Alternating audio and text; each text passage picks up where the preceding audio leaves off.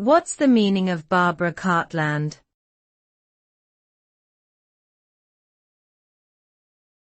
Barbara Cartland.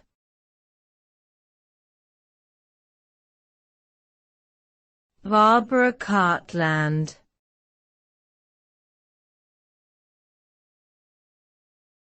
Barbara Cartland.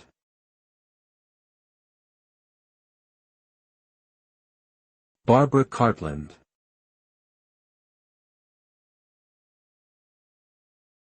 Barbara Cartland, July 9, 1901 to May 21, 2000, was a prolific English romance novelist who wrote over 700 books in her career, making her one of the world's best-selling authors.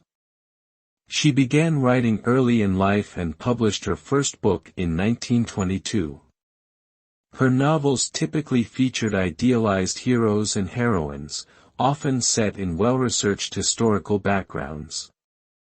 Known for her romanticism and escapist fiction, Cartland's work has been criticized by some for its formulaic nature and outdated attitudes towards women. However, she remains a widely read author to this day, with her books having been translated into 38 languages and selling over 1 billion copies worldwide.